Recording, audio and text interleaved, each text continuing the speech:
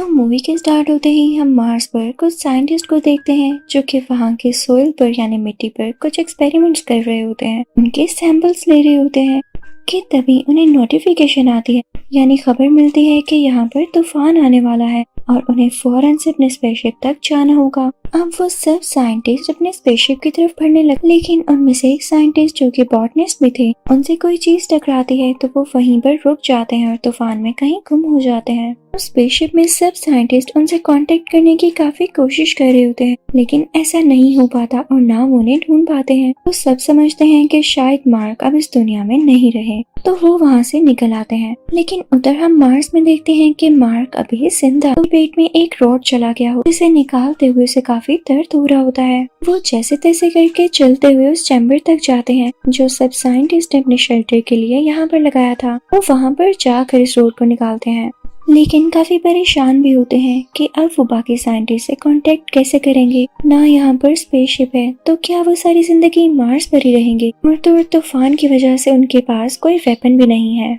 वो जानता था कि स्पेस में जो अगला प्रोजेक्ट आएगा यानी जो अगला स्पेसशिप लैंड करेगा वो 4 साल बाद होगा। तो 4 साल का अरसा तो बहुत ज्यादा है, यानी इस टाइम पीरियड में जो उसके पास खाना है वो काफी नहीं है।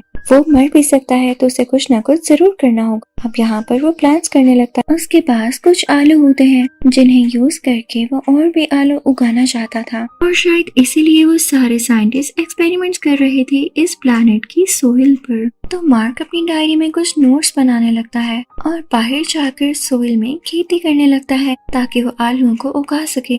लेकिन यहाँ पे एक सबसे बड़ा इशू ये था कि मार्स में पानी बहुत कम था, इवन था ही नहीं, बस वही पानी जो साइंटिस्ट अपने साथ लाते हैं।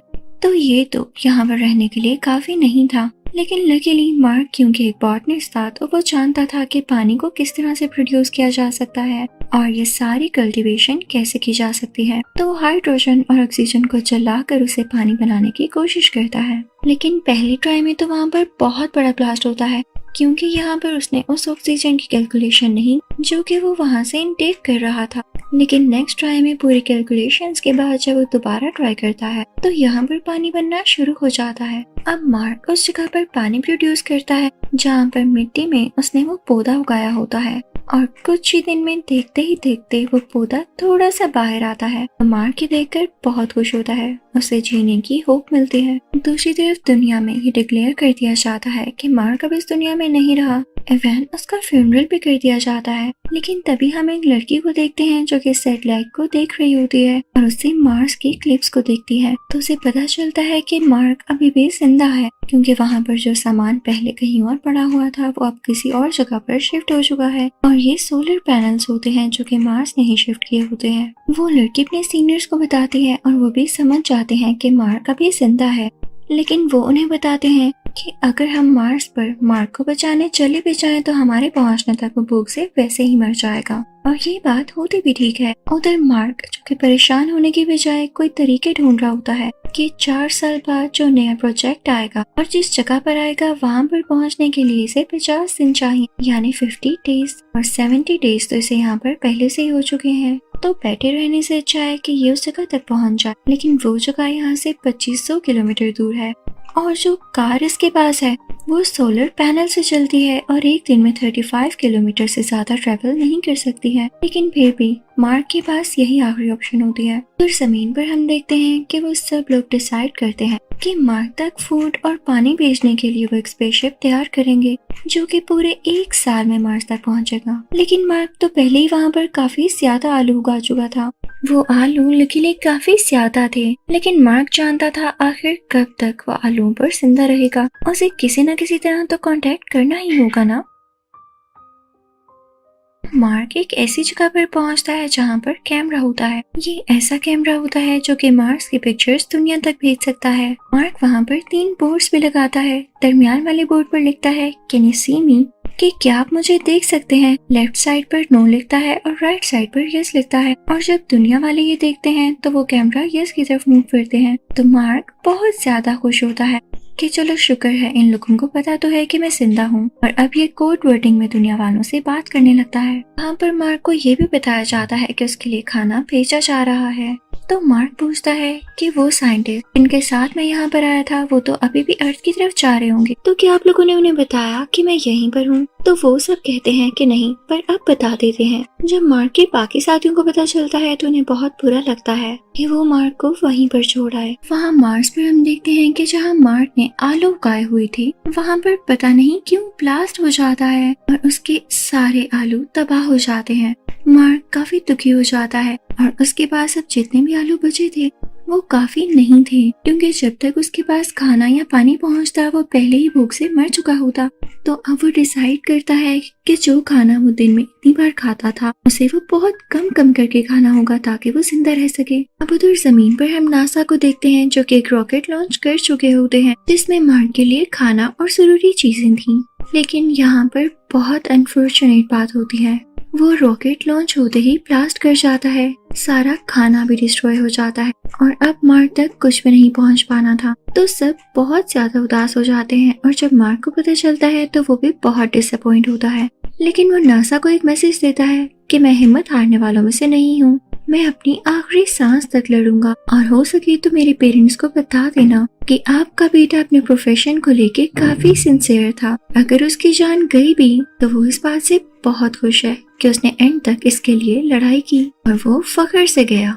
अब वो लोग नीचे चाइना से भी हेल्प मांगते हैं तो चाइना उनकी मदद के लिए तैयार हो जाता है। उनका स्पेसशिप जो कि 28 दिन बाद जाने वाला है, वो लोग उसी के जरिए मार्क को रेस्क्यू करेंगे। लेकिन वहाँ पर एक और आदमी होता है जो कि इन्हें एक और आइडिया देता है कि जो स्पेसशिप पहले से ही मार्स से वापस आ रहा है उसे दोबारा मार्स की तरफ कर दिया जाए और मार्क जो मार्स पर पहले से ही स्पेसशिप मौजूद है उसमें से मार्स के ऑर्बिट तक आए तो बाकी साइंटिस्ट इसे ले लेंगे। लेकिन ये सब बहुत रिस्की था और इसमें बाकी साइंटिस्ट की भी जान को खतरा था और तो और उन्हें ऐसा करने में 19 महीने लग सकते थे, यानी अगर वो मार्क को लेकर वापस जमीन पर आते तो इसलिए नासा इस चीज को मना कर देती है। उधर हम मार्क को देखते हैं जो कि मार्स में बिजी होता है और वो अभी भी हिम्मत नहीं हार रहा होता, वो काफी ज्यादा ब्रेव होता है।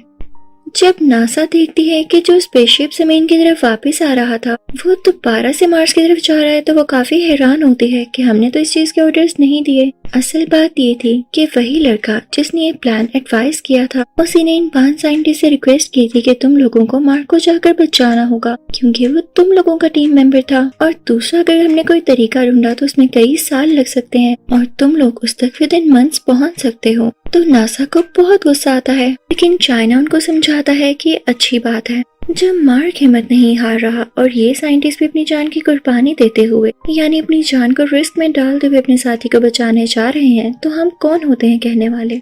वो उनको फूड भी पहुंचाते हैं और चाइना की हेल्प से ये लोग उसे सक्सेसफुल करने की पूरी कोशिश करते हैं।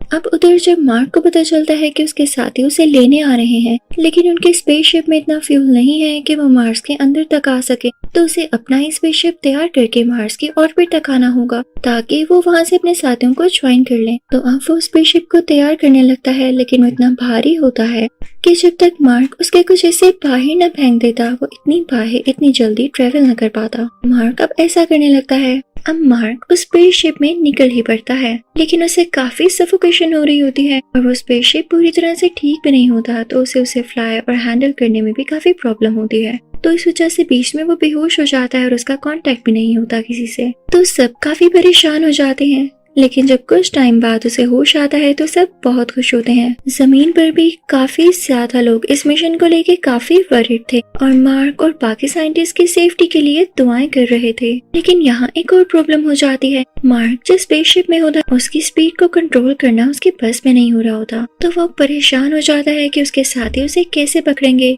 तो अपने साथियों से कहता है कि परेशान न हो, मैं भी हिम्मत बनाए रखा हूँ और जल्दी मैं इसकी स्पीड को कंट्रोल करके तुम लोगों तक पहुँच जाऊंगा। तो दूसरे साइंटिस्ट अपनी स्पेसशिप का एक हिस्सा गिरा देते हैं जिसके एयर प्रेशर से मार्क की स्पेसशिप की स्पीड कम होती है। तो फाइनली ये लोग मार्क को पकड़ सकते थे। अब उधर हम स्पेसशिप की फीमेल कमांडर को देखते हैं जो कि एक मूविंग चेयर पर से होती हुई एक रस्सी की मदद से मार्क तक पहुँच रही होती है लेकिन वो रस्सी यहाँ पर छोटी पड़ जाती है।